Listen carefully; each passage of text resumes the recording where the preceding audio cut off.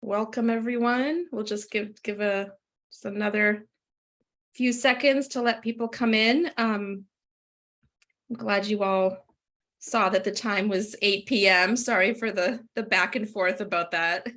But I'm seeing people coming in, so that is great. And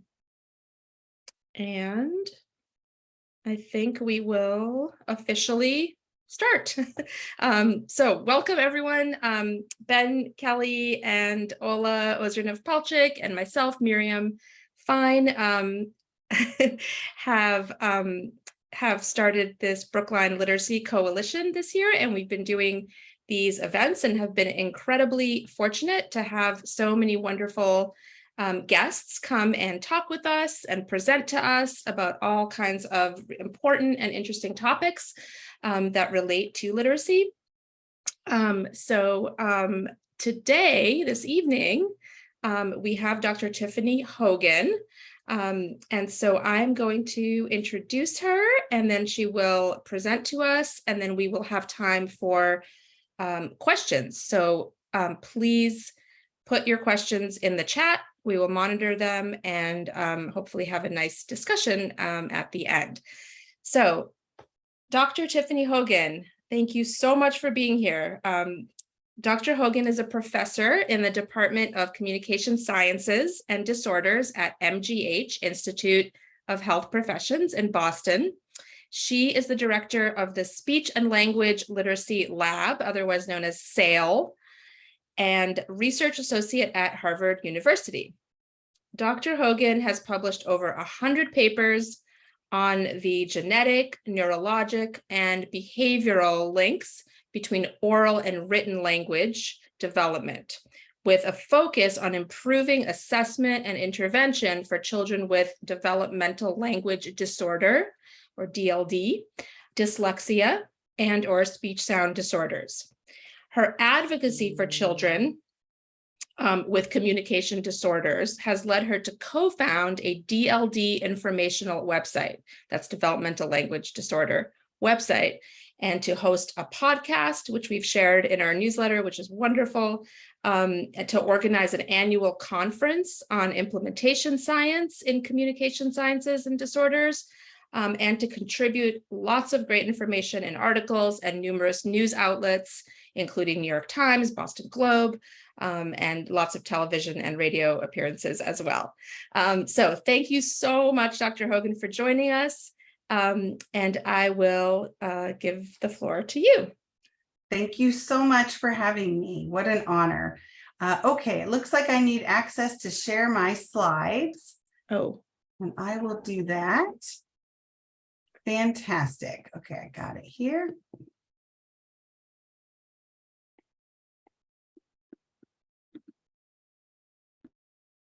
Okay, great. Hope you can see them now. I'm excited to talk to you today. You've had such a great series, and what an awesome crew you have organizing these events. It's great to see all the change and fantastic advocacy happening around Brookline and surrounding areas. So I'll first start out by acknowledging that much of the work I'm going to be sharing with you today and the conclusions come from studies that have been funded through the National Institutes of Health and the Institute of Education Sciences. This is the disclosures, which basically says that I'm paid through MGH Institute of Health Professions, but of note, I do host a podcast that's unpaid, and it also a volunteer activity co-founding the dldandme.org. So first I'll start out by saying, wow, what a past few years that we've had. It has been a really tough go, but there's also been amazing changes happening throughout the pandemic, positive changes. What the pandemic, I think, has done for us is showcase what were cracks in the system that really became widened gaps or holes. That they've always been there, that the pandemic really shone a light on these difficulties. I want to start out my talk by first getting on the same page.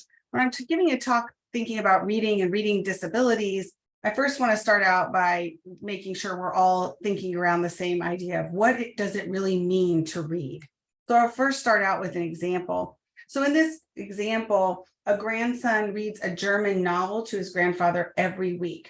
The grandson can read German quite well, but he doesn't understand that much. The grandfather can speak and understand German, but never really learned to read it. He also has cataracts, so it's hard for him anyway. If he was seeing that text, it would be very hard for him to decode it.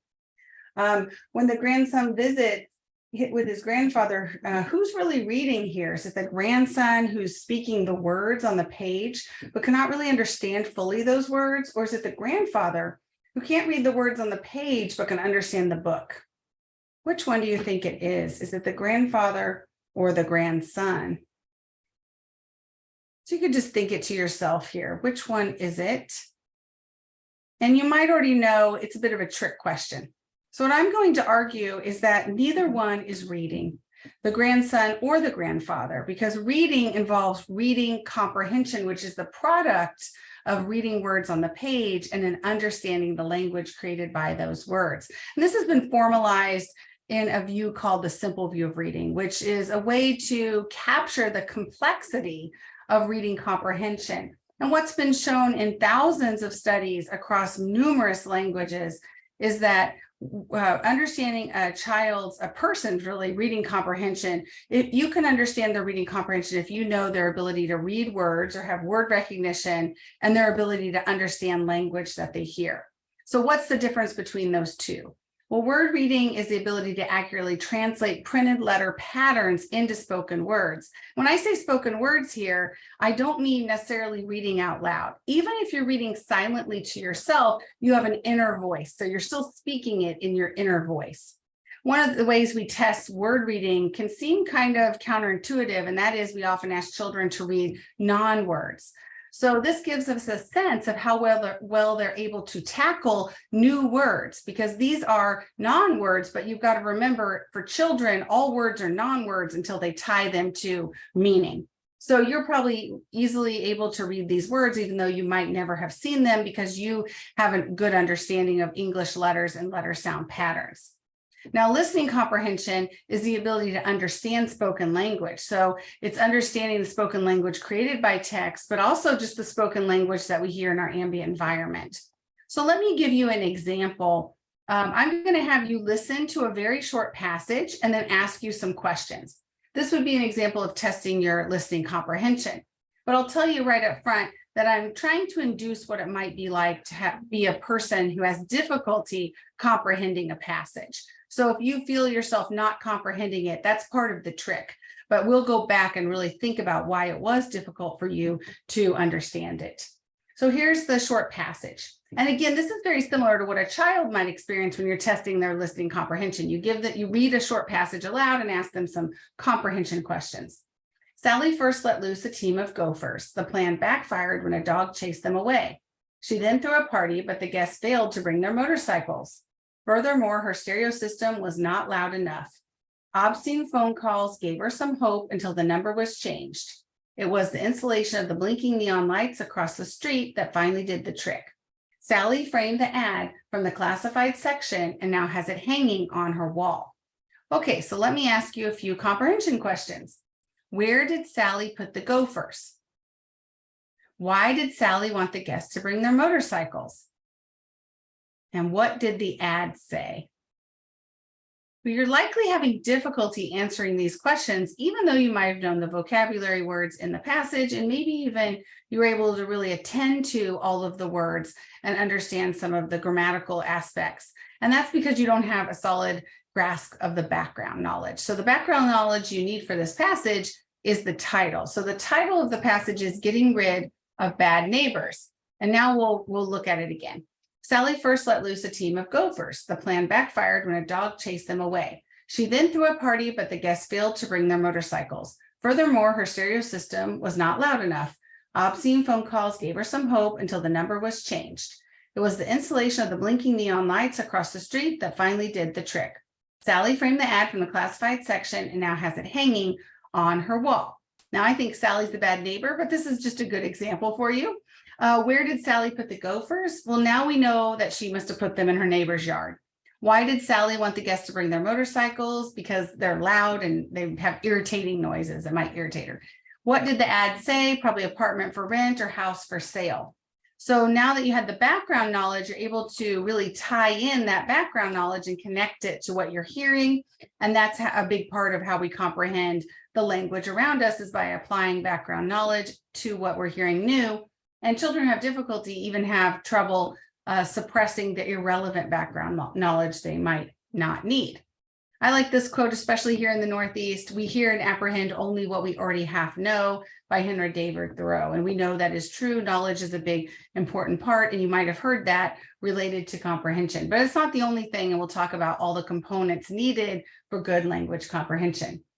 What do we know from the many studies on the simple view of reading? Well, we know reading's not simple, but the simple view of reading does catch the primary components when we think about reading comprehension. So we have to be thinking about both word reading and language comprehension when we're thinking about getting children to have their best reading comprehension ability. So how does language support reading? You might have heard this idea that language, or developing a child's language skills prior to coming to school and in the early years, is so critically important for reading comprehension. And I want to give you a way to think through that by breaking down the complexity of language and how it relates to the simple view of reading. So language is a complex construct in and of itself, and it involves three primary components. One is phonology, or the form of language, and that's sounds. If you're spoken language, if it's sign language, it's the articulation of the movements. But phonology is the form of language.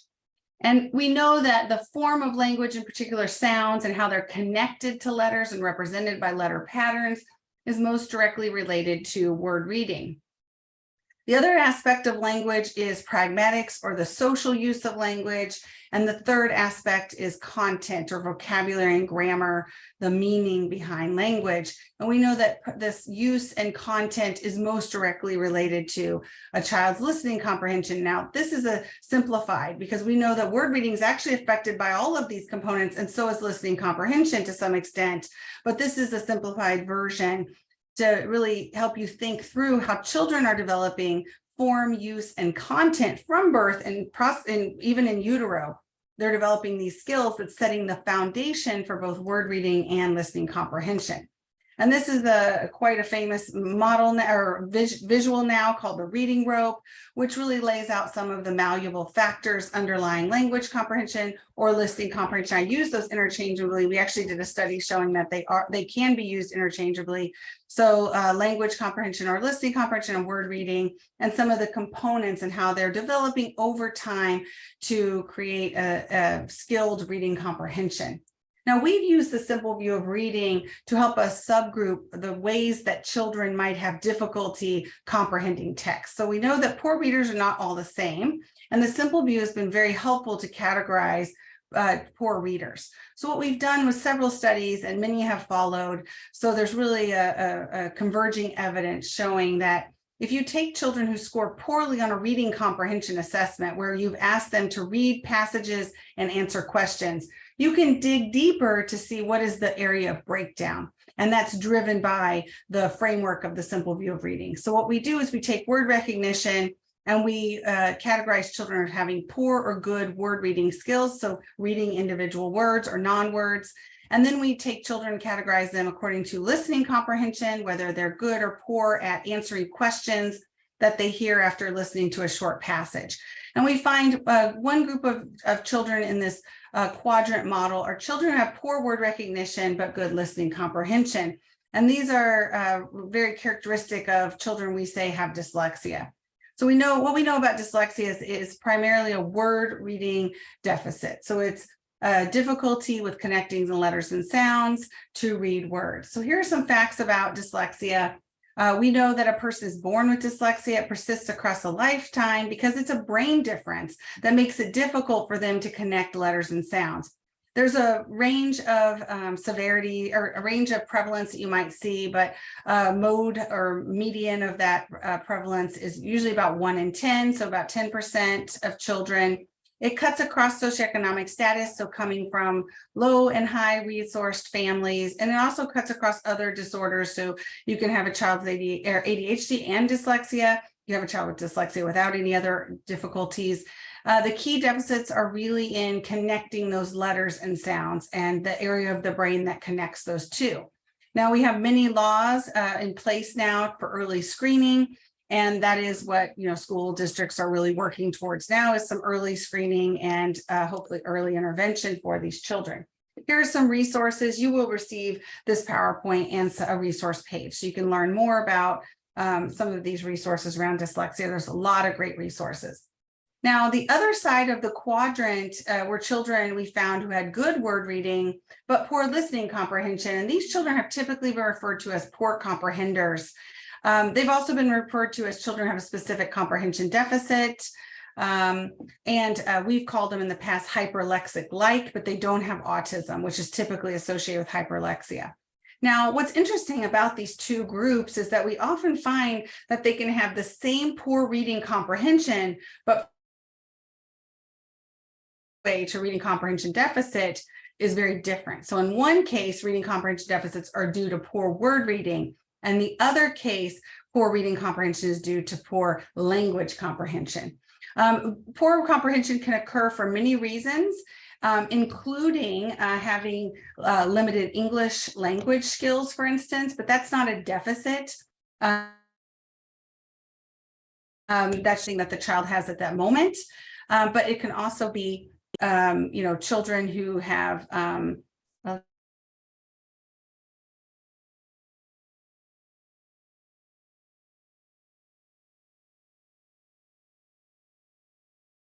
Is it me or is it Miriam? I think, yeah, Tiffany, I think is frozen, it seems. I don't know, Tiffany, if you can hear us, unfortunately.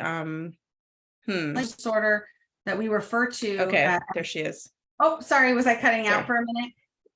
Okay. Yeah, but you're back now. Oh, sorry about that. Oh, so Zoom technology, isn't it? Okay, so I'll just say that children with developmental language disorder comprise a big subgroup of children that are poor comprehenders. And before I turn to describe children with developmental language disorder or DLD, I should note that there's a high overlap between children who have dyslexia and DLD, and that's that third quadrant. So these children have both word reading difficulty and language comprehension difficulties. So they have a co-occurring dyslexia and DLD. So now we'll turn to talk about DLD. And the reason I started calling this quadrant DLD instead of poor comprehenders is because I want to highlight the developmental nature of this, that children can have DLD prior to entering school, and this is what affects their listening comprehension over time. So developmental language disorders when a child or adult has difficulty talking and or understanding language. I'll tell you a bit about the facts of DLD, and I want you to think how they're the same or different from the facts I just shared with you about dyslexia. So a person is born with DLD. It persists across a lifetime. It is a brain difference, which makes it difficult to understand and use the ambient language that a child hears. There's a range of prevalence, but the typical prevalence you see is about 1 in 10 children, or 10%. It cuts across socioeconomic status and other disorders. So all of that's very similar to what we see in dyslexia, but the big difference is the area of difficulty. So the hallmark difficulty in DLD is difficulty learning new words and remembering them, so vocabulary development and grammatical learning and use. So DLD has been found in every language studied, and this is a great website that brings awareness for DLD called Raising Awareness of DLD, and it's translated in over 20 languages, this fact sheet. When you're thinking about DLD, there's been a lot of longitudinal studies, and one of the researchers that's done this work is Mabel Rice, and she describes language development for children with DLD as a train leaving the station late. So what's interesting about these longitudinal studies is that the trajectory and sequence of language learning is very similar for children with DLD compared to their typically developing peers, but they start to develop language skills later, and they tend to continue to lag a bit behind. So let's tie this back to the simple view of reading. So what we know is in the simple view of reading, those who have difficulty in word recognition, they have dyslexia, and children who have difficulty with language comprehension typically will have developmental language disorder. And again, there's about a 50% overlap between dyslexia and DLD, and that can range up to 90% depending on the population you're studying. Now I showed this quadrant model. It looks like we have these separate, subgroups, but I do want to show you the raw data because it's really on a continuum. So this is a graphic of some actual data with fourth graders. And what you'll see is each of the circles represents a child. So what I show you this data because I want you to see that there is a range and that the cut points of poor and good are fairly arbitrary here. So you can have some children that fall in the subclinical area. And actually a very recent study, I think out just last week, showed that even children we find in the non-specified category where they don't have quite poor enough language to be in that comprehension deficit or DLD range, and they don't have quite poor enough word reading to be in the dyslexia range, they did a model looking at lots of data showing that they do typically have one or the other difficulties as predicted by the regression model. So that non-specified can even be accounted for by differences in word reading and language comprehension. So if we go back to our language model, we think about the idea that dyslexia has a primary deficit more in the phonological, especially connecting letters and sounds in that form aspect of language, whereas children with developmental language disorder have their primary difficulty in the area of content or grammar and vocabulary or semantics. This has been written up in an open access paper that's in your resources. We've also had the privilege of studying children as they develop over time. And as a parent and educator, you've likely had that privilege as well.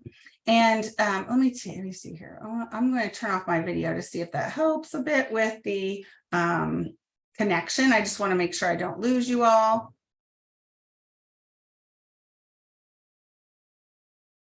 Can you hear me? Okay, simple view over time.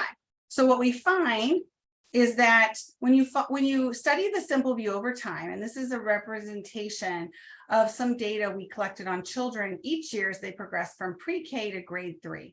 What we found is that if they had difficulties in oral language in preschool, they had a very high likelihood of having difficulties in language comprehension in grade 3.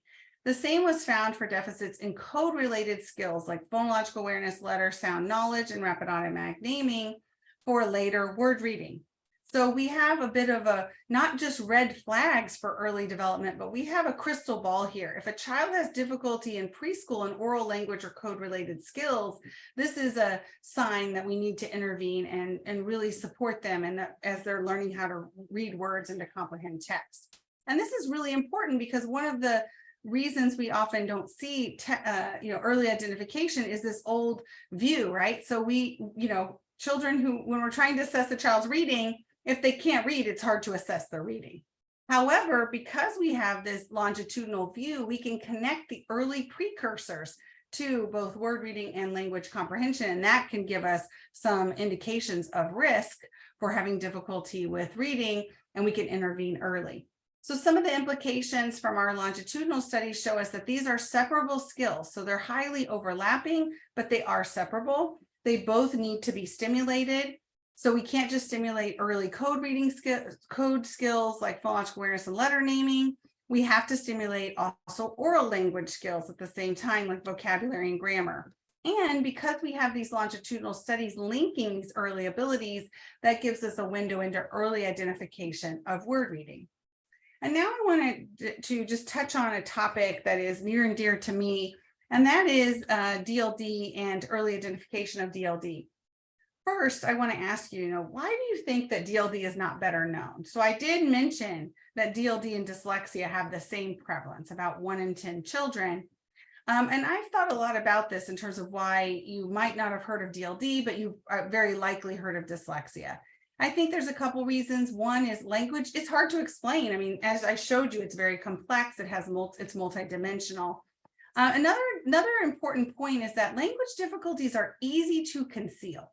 So what we find is that even children who might have quite severe DLD, when we look at them in the classroom, especially if they have good attention and good social skills, we see that they're able to mask this language difficulty. And it really takes a trained speech language pathologist or a trained teacher to really be able to discern 1 or 2 years of delay of language, because the child's really good at hiding it. They will answer questions that they understand and use words that they're comfortable with. Another issue is that late talkers really confuse the matter because Late talkers are those who have less than 50 words and no 2-word combinations at age 2. And this is concerning, and parents will go to pediatricians if they're concerned, and they'll look for early identification services. However, what we know from late talkers is about 75% of them do go on to develop language typically, and 25% don't. So another way to think of this is 25% of late talkers go on to have developmental language disorder, but 100% of children with developmental language disorder were late talkers. So late talker in and of itself is not a good metric, because that means that you'd be wrong three or four times. So we have to look for other indications to really know if a child has developmental language disorder.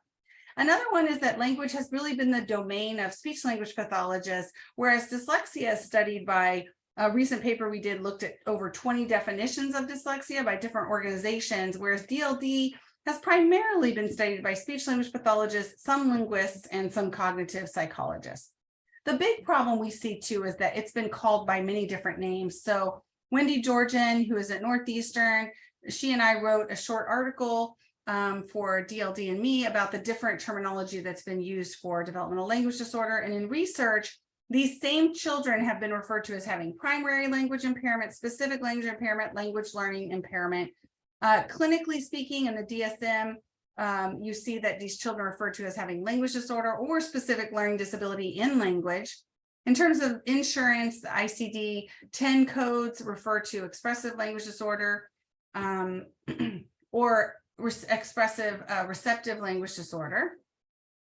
And I will say that because of recent advocacy, I'm happy to report that the DSM has now included DLD as a terminology, and insurance ICD-11 code includes developmental language disorder. And in terms of research terminology, we've really centered on developmental language disorder, but we still have the educational structure, which is not as readily accessible for really changing labels in this way. And so what we see in education is that these children are referred to as having developmental delay, speech and language impairment, or specific learning disability, typically related to the timing of their services and qualification.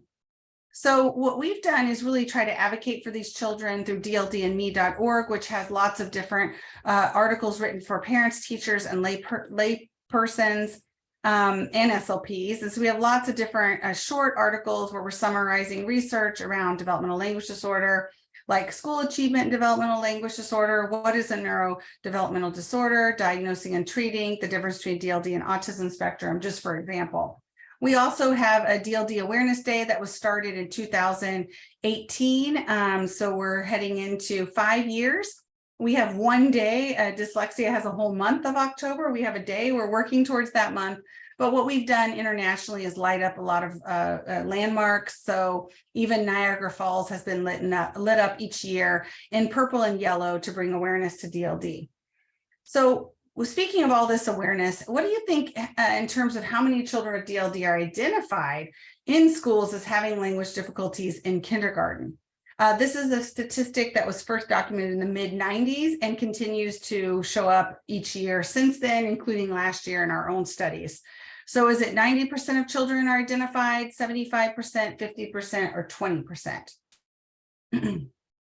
Well, sadly, it is 20%, and this is very consistent. So 2 out of 10 children with DLD are identified for services. And the way we know this is because we go in and we do screenings for children with DLD or assessments, and then we look to see of those who fail the screenings and go on to actually have DLD, we see, well, how many of them are receiving services in the schools? And we find it's approximately 2 out of 10 that are receiving services, so 20%. So what really predicts the 20%? Now, you'd think maybe the 20% that are receiving services, those have to be the children who are the most severe, right? Well, unfortunately, that's not what we find. So what's found is that these children are typically ones who have either co-occurring executive functioning deficits, usually associated with ADHD and classroom disruption, or they have mothers who have high socioeconomic status and can have the resources and the education to likely lobby for services for their children. So this is a real social justice issue because it's inequitable in terms of why these children are receiving services and some are not. The long-term impacts are very severe too. So this is why we want to attend to this. What we know about having DLD without a lack of validation and educational supports is that these children develop low self-esteem, a lot of shame associated with the inability to negotiate their environment with language. They have reading deficits, which lead to knowledge deficits, and it can go on to juvenile delinquency and so on. So this is a real problem that needs to be remedied, and we'll talk about that in a moment. So why isn't DLD caught earlier in schools? What we find is that there's a lot of myths around DLD screening. One is that language screenings are time consuming, but we have actually really good screeners that are short and reliable and good. And again, this reliability is a huge factor. But the biggest problem we see is that schools will be screening for reading difficulty, but they say they're screening for language. So even if they're screening for comprehension, a lot of times even early reading comprehension assessments are really screening for language difficulties because the passage itself is so simple that even children with developmental language disorder can answer the questions for that passage. If you can read the words, then you can, access the text. And children with DLD, especially those who have good word reading, can pass these screeners if they're reading based, and that's really problematic. What we find is that there's a group of children in the literature that have been referred to as late emerging poor readers. These are poor readers that are typically identified in the later elementary grades, like 3rd or 4th or 5th grade, and they're thought to be late emerging because the idea was that the reading got so difficult later on that they couldn't keep up with it. But what we found is that late emerging poor readers are not late emerging, they're just late identified. Because when we look at the longitudinal data with these children, what we show is that these children had language difficulties all along, but it didn't appear till in the later grades when comprehension was much more of a focus of the reading assessments. And so it's really that these children need early identification and support. So what we find is that there's a lot of amazing movement towards identifying children who have dyslexia or early code-related skills, but this is only one side of the simple view of reading. What we need is to also think through making sure that we include screening for oral language deficits as well. And I've written a public policy piece with a colleague called "If We Don't Look, We Won't See." And that's because we're not measuring language development to inform literacy instruction at this time, but we need to. And early identification for both word reading and language is so important to move towards a more of a prevention model where we can mitigate the long-term difficulties. If we identify in pre-K and 1st grade through universal screening and provide high quality tier 1 instruction and monitor progress over time, we know there's fewer negative consequences, less reading failure, it's more cost effective. I have an own personal experience with my own child who was showing signs of dyslexia in pre-K and kindergarten. And, in 1st grade, I had the resources and education to give him some early support outside of school and lobby for some in-school support. And he was receiving a lot of support, around 6 to 8 hours a week in 1st grade. And he went from negative 1st percentile to the 33rd percentile and is now reading on grade level this year at the end of 2nd grade. And I think that's, he's not unusual in the longitudinal studies that show if you get, especially in 1st grade, which is a critical period of time, if you can get a lot of extra resources in 1st grade towards word reading instruction in particular, you can really start to shift the course. Now, that doesn't mean my child doesn't have dyslexia. He absolutely still does. It's not manifesting right now in his word reading, but we're attending to his fluency and to his continued, spelling and other phonological aspects, because he'll need support across the lifetime in these areas. But this is what we're thinking about in terms of prevention. It's not preventing that the child won't have dyslexia. What we're trying to prevent is the negative consequences associated with dyslexia. And we want to do the same for developmental language disorder. Children with developmental language disorder will need support across the school curriculum, but they'll need less support and have a stronger foundation in oral language ability if we can catch them early. If we wait till later times, what we're looking at is more negative consequences. It's just frankly less cost effective over time. So this is the model we need to shift to. And I've written about this with my colleague and mentor Hugh Katz in an article called "Dyslexia: An Ounce of Prevention is Worth a Pound of Diagnosis." And in schools, what schools are working towards, and I know you had a talk on multi-tiered systems of support, so it's right in line with this, is they're really looking at creating an alignment between their tiered one or evidence-based classroom reading instruction and aligning that with screening for all children, and then providing progress monitoring for children. And then whoever does not make progress could go into a small group support system to see if they need that boost, how it works out. If they still don't make progress with more support, that's an indication that they would need some more individualized testing and potentially an individualized education plan. Now, we typically see multi-tiered systems of support, outlined like this. And it's like a unitary construct, but what we're working towards is to try to create a multi-tiered system of support, not only for word reading, but also for language comprehension. So you really want to think of it as two multi-tiered systems of support, one for word reading and another at the same time working in parallel for oral language at the same time. So our goals, there's a lot of work to be done, but we have to work on routine screening and testing for word reading to identify dyslexia and word reading difficulties, language comprehension difficulties as well, evidence-based instruction in both word reading and language comprehension for all children, developmentally appropriate instruction across grades, because we may want to focus more time on word reading in the early grades versus language comprehension, so balancing that across time. And then I think too, something we didn't talk about here, but I just want to put a plug. I think we need a better understanding of neurodiversity and the whole child within our classroom so that the children can understand that peers have strengths and weaknesses, and we're all working towards strengths and weaknesses and improving ourselves. And unfortunately, because a child with dyslexia is faced with their weakness right away in formal education, they can really internalize that they're not a good learner. But it's just the fact that unfortunately they're having to face that weakness head on. So I want to spend the last just few minutes, 5 minutes or so with you to talk a bit about implementation science, what that is, because we really do have a lot of answers to think about reading development and the science of reading and longitudinal trajectories, but we have some big outstanding questions on how to implement all this work in school. So it's one thing to know the science of reading, but it's another thing to know the science of reading instruction and assessment. So the medical field has really attended to the gap that we see in research and practice for some time now. And I like to think of this as not just a research to practice gap, but also a practice to research gap, because oftentimes the research we do doesn't align at all with what's happening in schools, and it can make it very difficult to implement research into practice if it doesn't have an alignment.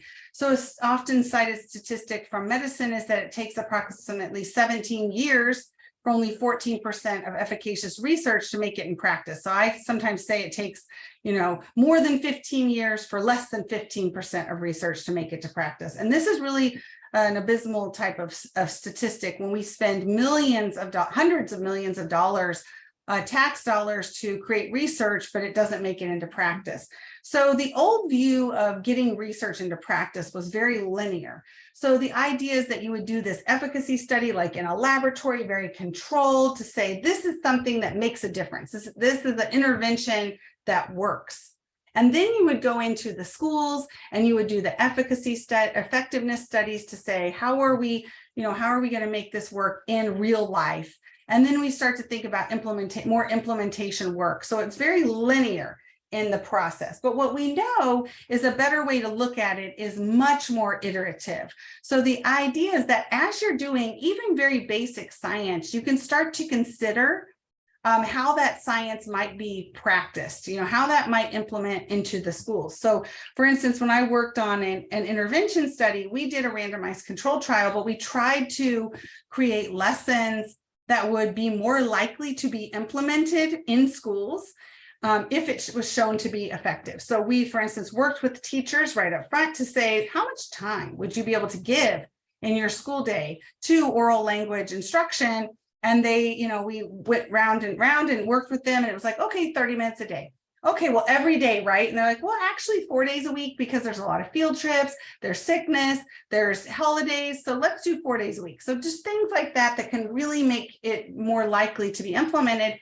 And what we know about implementation now is that research that fits the school context is more likely to be implemented regardless of the effect size. So it's not the effect size of the intervention. It's not this amazing intervention effect that's going to drive what gets put into practice. What it is the match from the research to practice.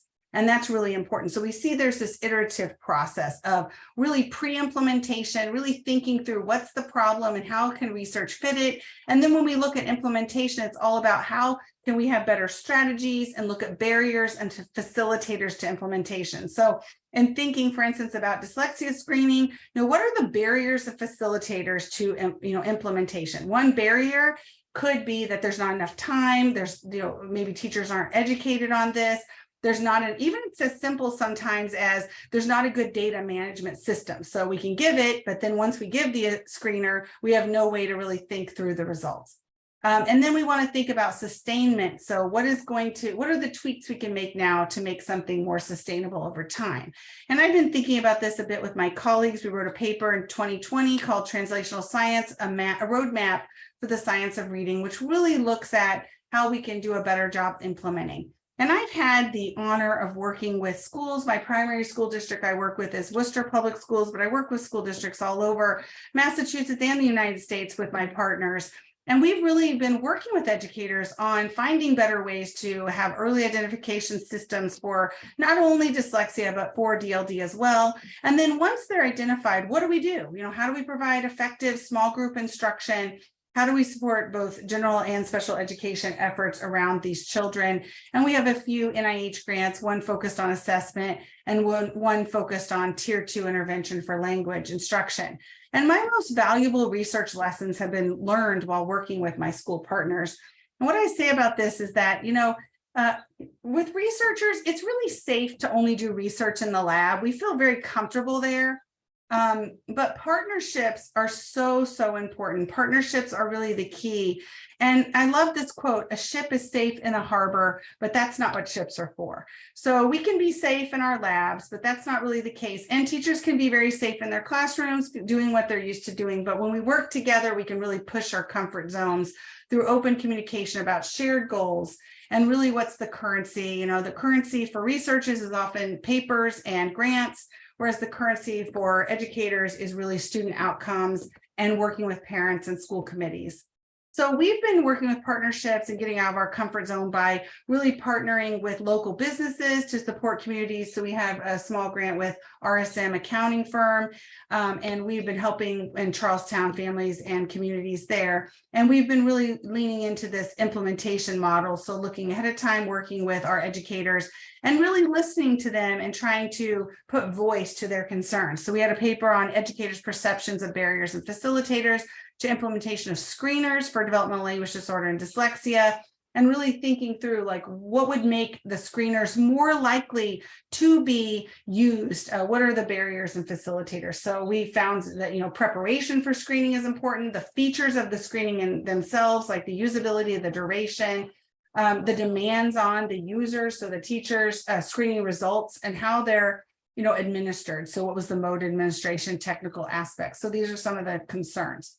And another thing I've really learned in working with educators is really what are some of the stories that we hear about these children. And one of the consistent stories we hear that we've recently published on is the fact that within the educational system now, and this applies to those with dyslexia and DLD, is the way that IDEA is set up for eligibility. Children can be put into certain categories to receive intervention supports and then dismissed from those categories and then move into others. So this is a common story I hear from educators and parents, but in particular, I'm going to focus on a parent story. So a parent called me and said, I really wanted to get your advice on how to help my child, because my child has 4 different disabilities. And I really want to think about it, integrate support for her, because I'm not sure how to do it. So what she told me is that, she first got services when she was 2 because she was a late talker and showed some concerns. So someone came into our home and gave early intervention, and she was given the quote unquote diagnosis of developmental delay. Then before she went to early childhood, she was dismissed from early intervention services, went to early childhood at 3. And not until about age 4, she started having some difficulties in school, and a teacher referred her for some assessment. and she qualified for services under a speech and language impairment. So now she has a speech and language impairment. Then she received those services right before kindergarten. She was dismissed. She made great progress, went on to kindergarten. And then around first grade, some concerns around word reading, and she was quote unquote diagnosed as having a learning specific learning disability. On top of that, this child had received a diagnosis through the pediatrician, a psychoeducation, neuroeducational evaluation as having ADHD. So this parent is telling me, how do I work with my child who has a developmental delay, a speech and language impairment, a specific learning disability, and ADHD? But actually, the child likely had dyslexia and or developmental language disorder. This was the diagnosis or the brain difference. And these are the labels that were used to qualify this child for services.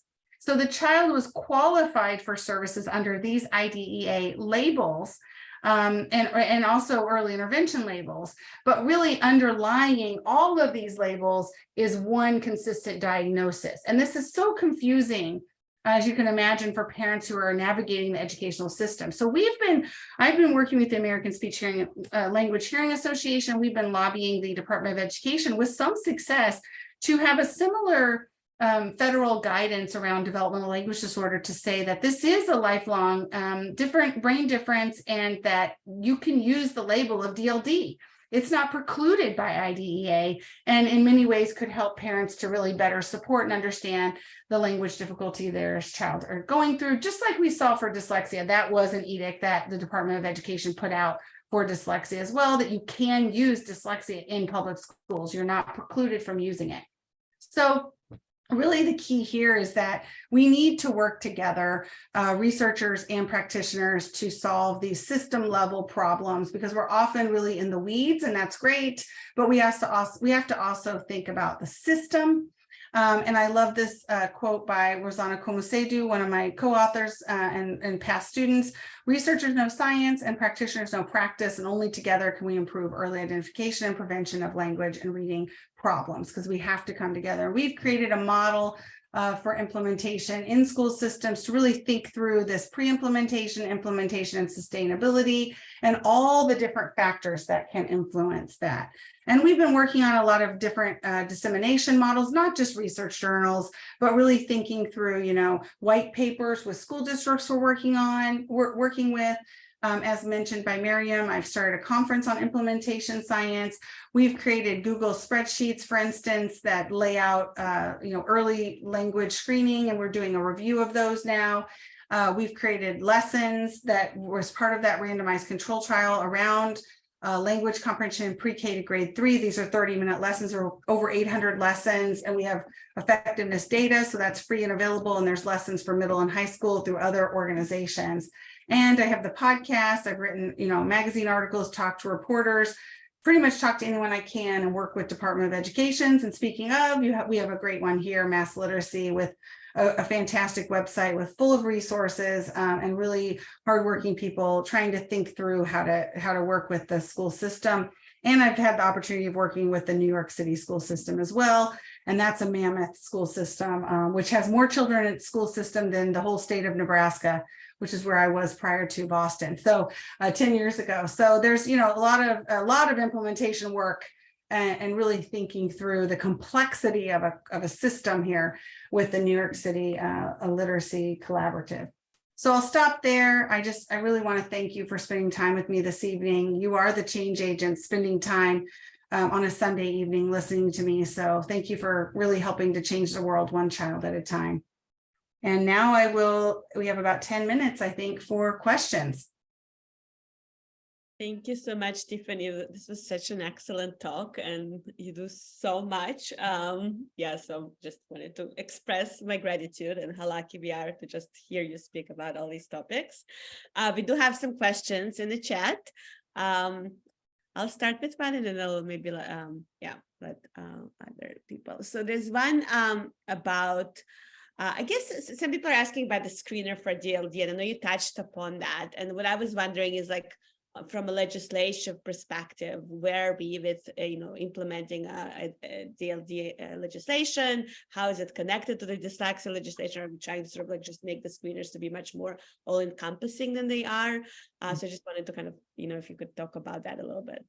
Yeah, that's great. That's really one of the things that I see that we can do now in terms of DLD is that we can ride the coattails of dyslexia screening. So as schools are really working on implementing screening for dyslexia, we can really add in screening for DLD at the same time. So one example is working with Worcester Public Schools starting 5 years ago in 2018, they were starting to screen for dyslexia in accordance with the new law. And so we help them with that screener. And then we also asked them to add a DLD screener and talked about the importance of it, giving us very similar talk. And so we've now been working with them to really think through and look at the data for their kindergartners and say, okay, these children had signs of having dyslexia. These children had signs of DLD. These children had both. And really trying to figure out, how to support them within a system. And that's been great because, what you often find is when you start working on something new, you find lots of other issues you have to attend to. Like, for instance, with DLD, one big hole is that, once you do identify a child having difficulty, getting a tier 2 intervention in place is very tricky. So we're running a randomized control trial on that started last year with Worcester Public Schools and also in Ohio to run a randomized control trial on a tier 2 for those who failed the screener. So it's kind of that process. But right now, what I would say is that if your district is, implementing dyslexia screener, it's a great time to just implement also DLD screening. It's, it's short, reliable, very similar, but what you can do then is start to really think through the risk within that quadrant model. You're going to find that some kids have risk in dyslexia, some kids have risk for DLD, and some kids have risk for both, and that's really informative. The other thing we found is that as teachers are looking at risk for dyslexia and risk for DLD, they're learning too about the range of abilities in their classroom, especially in language, because it's not obvious until you really start to screen for language abilities. It's kind of surprising some of the children that come up as risk, and teachers are, some kids are like, oh yeah, I knew that, but other kids are like, I didn't know they had a difficulty. I thought they were shy. I thought they were hesitant, so I think it's important to really add those in. What I'd love to see is that as dyslexia screeners come out, they also include DLD, and we're seeing some of that. I'm very excited. For instance, the state of Virginia, which uses one consistent screener across all their schools, and that's mandated. So they don't have the same local control we have here in Massachusetts. So they have the state level, and that screener that is going to be rolled out in the fall does include screening for dyslexia and DLD at the state level.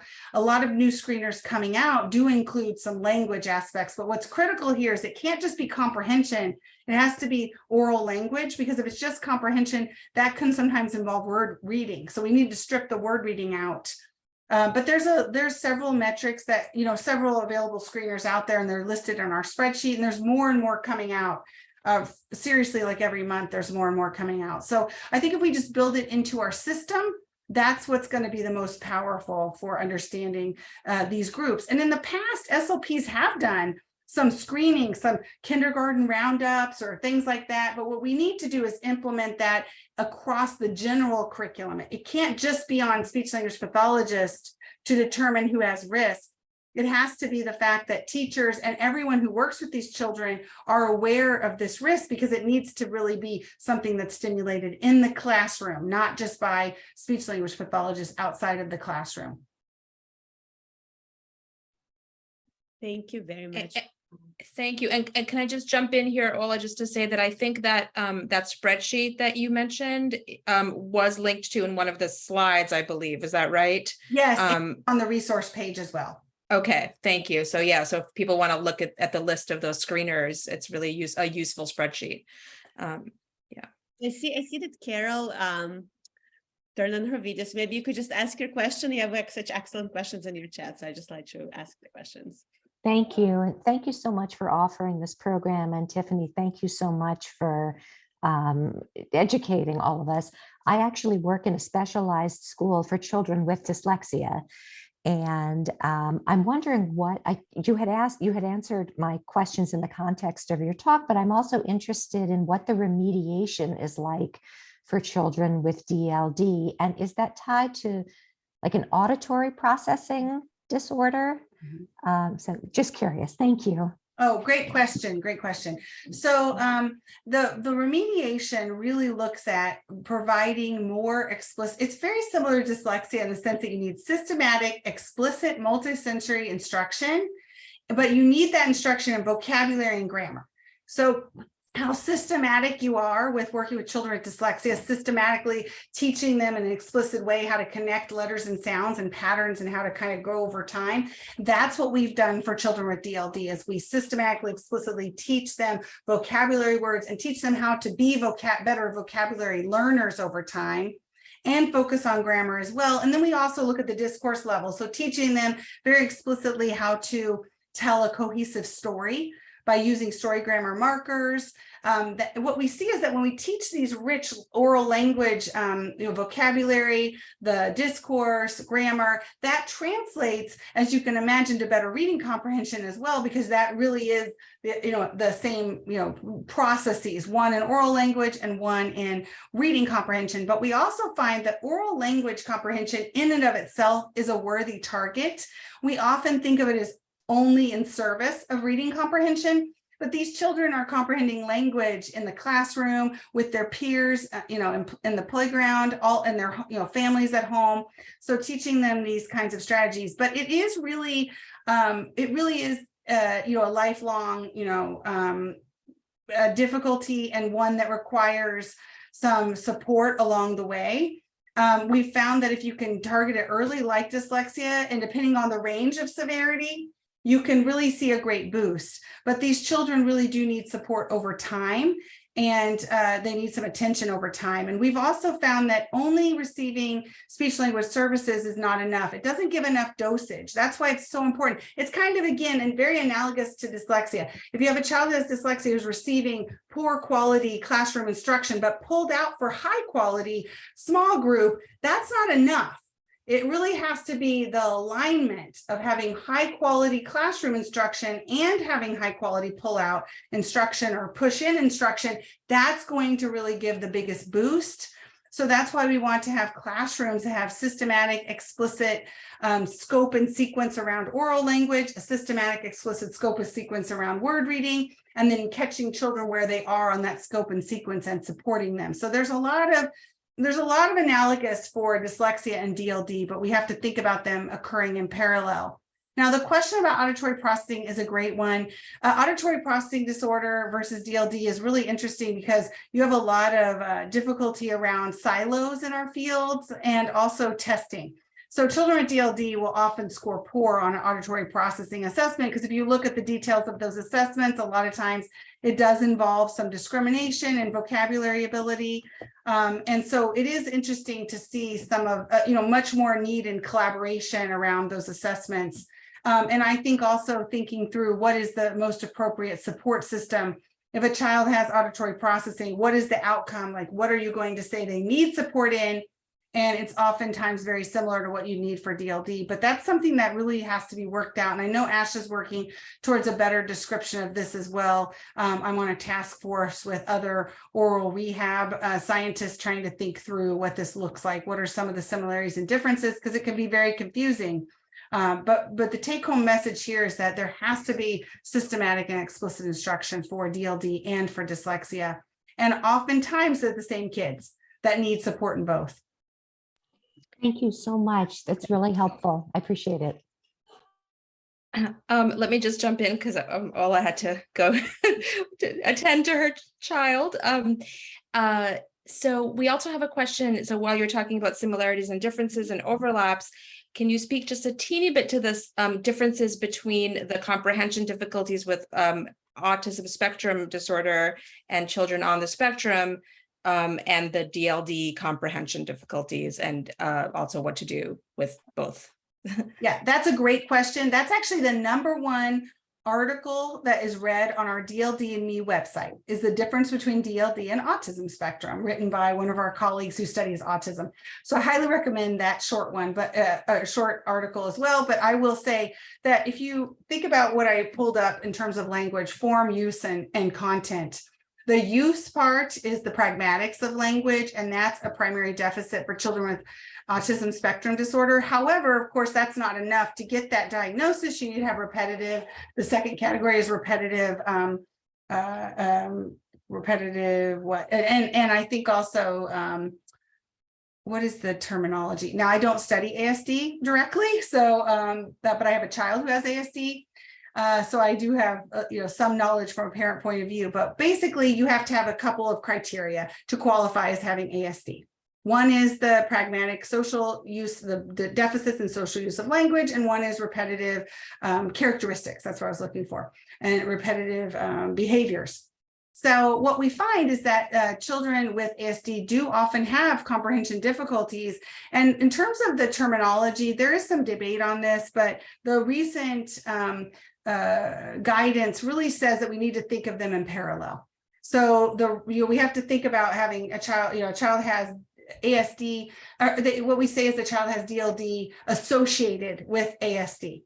So that means that they have language comprehension difficulties and use, but they also have ASD, which could engender some different types of strategies. So, and extra supports that are needed around language. So we really have to think of them again as being unique, but also similar in the sense of they need support in vocabulary learning, they need support in grammar learning, but what's extra is they really need some support around social use of language. And really understanding like theory of mind, for instance, and taking another perspective and those aspects, which we don't see as a primary deficit in DLD.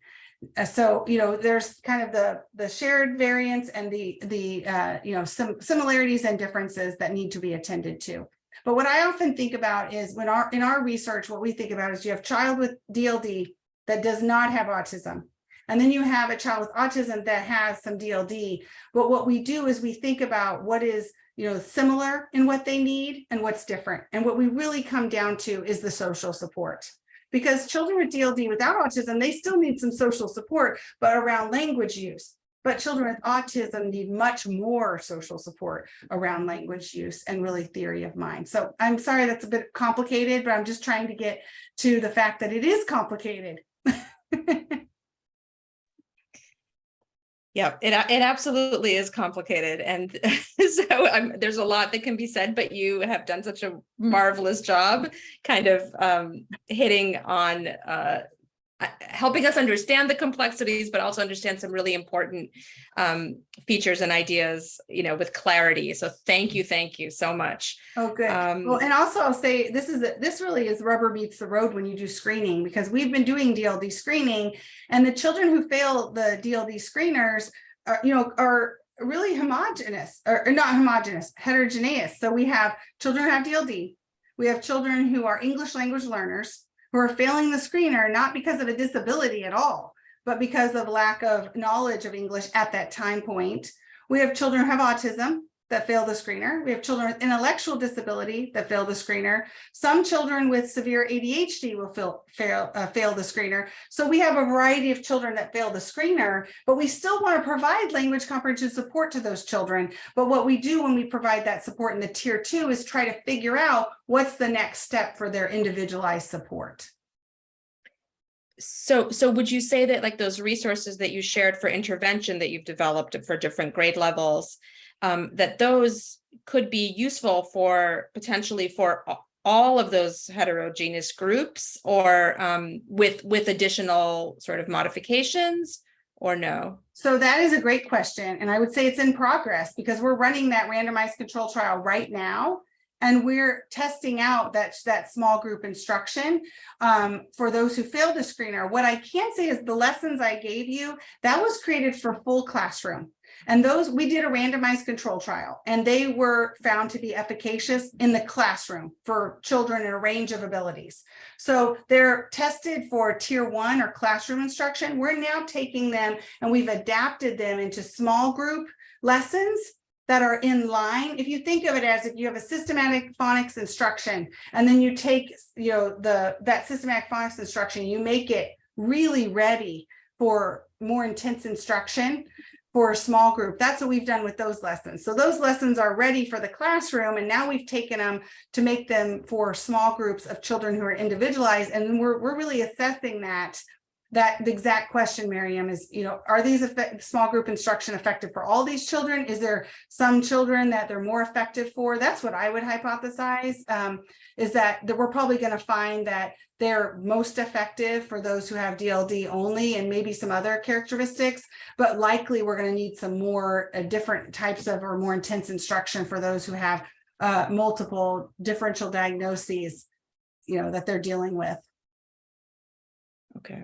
Yeah, no, that's great. I think we have two more questions. One quick one: has DLD been studied with fMRI in the same way that dyslexia has been? Not in the same way, but we do have some studies of fMRI on those children. And in particular, we have a few studies that have looked at children with dyslexia versus DLD and looked at the different brain areas, which is really right in line with what we've been describing. And your very own OLA's doing some amazing work on children with dyslexia with and without comprehension difficulties, which will give us some great information using fMRI. But it's much more in the infancy compared to the study of dyslexia. However, saying that is, it'll be interesting to see as we move forward, because in those studies of children with dyslexia that have been scanned, about 50% of them likely had co-occurring DLD, just based on population studies, and many of them weren't really characterized that way because it's a newer characterization. So I think we have a lot more work to be done in that area. Okay. And I think Carol had her hand raised. I did. Oh, there. Oh, Thank you. Carol, that's you. Okay, I thought it was. Sorry, I'm not good at. Yeah, go ahead. Thank you. I'm interested in diagnosis and kind of teasing apart all of these various strands that make up someone's profile. Like when you see a child who's got significant overlap between, say, attention, dyslexia, DLD, are there ways to kind of parse that out? Yes, and that's a great question. We've been interested in that too. I have a doctoral student who's doing a study right now on a community sample, really looking at this idea that if you have a certain severity of ADHD, for instance, does that always mean you're going to have dyslexia, or vice versa? And these, kind of comorbidities between DLD, dyslexia, ADHD, and then even thinking about ASD.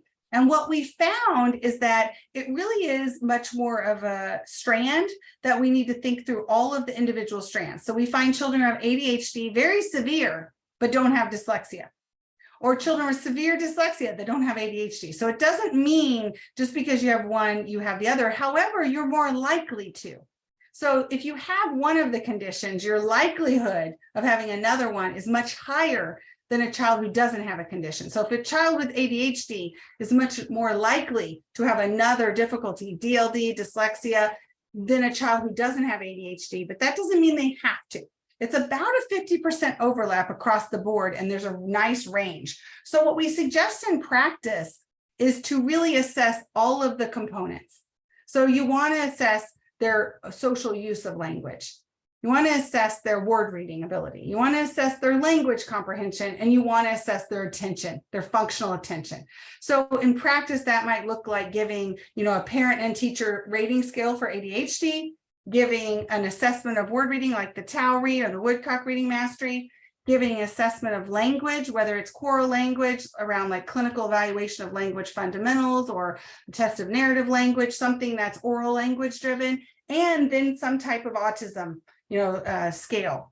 You want to do all of them because you will see variability. It's not a given that having one means you have the other, or having one means you don't. They each require their own assessment, and they also each require their own intervention.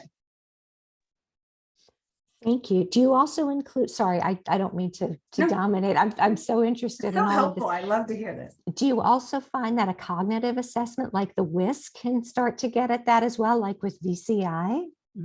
Well, it's really tricky. I have this discussion with my students a lot who are in practice and my practitioner friends, because I think that it depends on how it's used. So the WISC can, if it's used appropriately, I think you can find some information, especially about processing speed, that could be helpful. However, a lot of times, unfortunately, I see it used where it's used as referencing. So it's used as a sense of a child's potential. And what we find is that's not helpful. So using it as a way to say, well, you know, for instance, their full scale IQ is an 80, so that's what we would expect for their language abilities, or that's what we'd expect for their word reading, that is totally inappropriate and has not been found to be useful.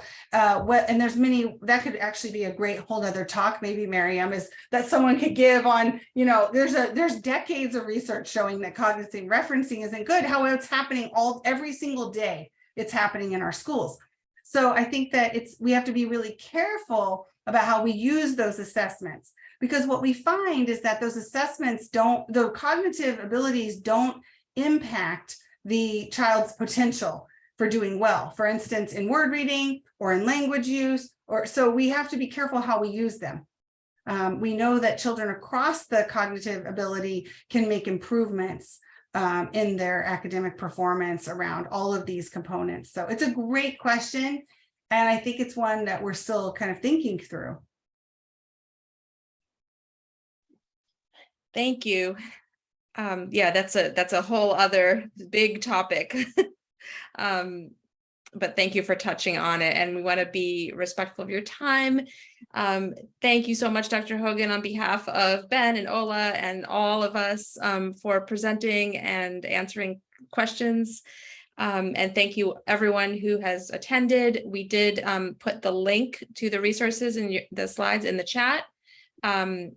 And we will also send those along with our follow-up newsletter for those who subscribe. And if you don't, just send us an email and we will put you on the list for our newsletter. So again, thank you so much. Really appreciate it. And everyone have a wonderful night. Thank you, Miriam, Ola, Ben, and everyone. You're really the change. Thank you so much for what you're doing.